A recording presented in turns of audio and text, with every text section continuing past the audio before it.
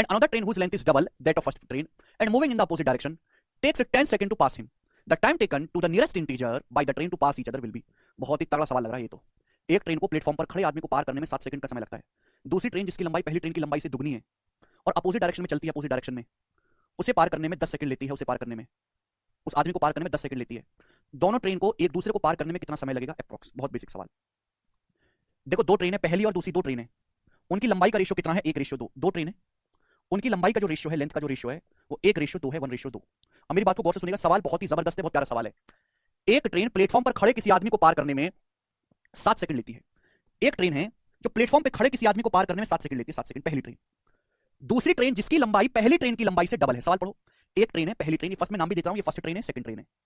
पहली train platform पे कोई आदमी खड़ा है, उसको पार करती है 7 सेकंड में। दूसरी ट्रेन जिसकी लंबाई पहली ट्रेन की लंबाई से दुगनी है, डबल है, पहली ट्रेन की लंबाई 1 है तो दूसरी की 2 है, और अपोजिट डायरेक्शन में चल रही है। दूसरी ट्रेन जो है वो पहली ट्रेन के अपोजिट डायरेक्शन में चल रही है, दोनों ट्रेन अपोजिट डायरेक्शन में चल रही है। उस आदमी को पार करने में 10 सेकंड लेती है। दूसरी ट्रेन उस आदमी को पार करने में 10 सेकंड का समय लेती है, 10 सेकंड का। तो पूछा है ट्रेन एक दूसरे को पार करने में कितना समय लेंगी? ट्रेन एक दूसरे को पार करने में कितना समय लेंगी, टाइम आपसे पूछा है। अब सुनो मेरे प्यारे भाई, आपको बात पता है, जब भी दो ट्रेन एक दूसरे को पार करती हैं अपोजिट डायरेक्शन में तो कितना समय लगेगा? दोनों ट्रेन की लंबाइयों का सम और बटे रिलेटिव स्पीड s1 + s2। एक कंसेप्ट पढ़ा चुका हूं, अब तुमको याद ही नहीं है तो मैं क्या करूं, मैं कुछ नहीं कर सकता। अगर मुझे ये क्वेश्चन सॉल्व करना है तो मुझे ट्रेन की स्पीड पता होनी चाहिए। जब तक ट्रेन की स्पीड पता नहीं होगी क्वेश्चन सॉल्व नहीं होगा। आप बोलोगे हाँ जी सर बिल्कुल सही बात आप कह रहे हैं। देखो जब भी ट्रेन किसी खंबे को पार करती है या किसी आदमी को पार करती है तो कितनी डिस्टेंस जाती है? ट्रेन खुद की लंबाई जाती है ऐसे स्पीड से। जब भी ट्रेन मेरे दोस्तों किसी खंबे को पार करती है, किसी आदमी को पार करती है तो कितनी डिस्टेंस जाती है? खुद की लंबाई। और ट्रेन आदमी को पार करती है खुद की स्पीड से। अब देखो मेरे प्यारे, मुझे ये क्वेश्चन सॉल्व करना है तो ट्रेन की स्पीड निकालनी पड़ेगी।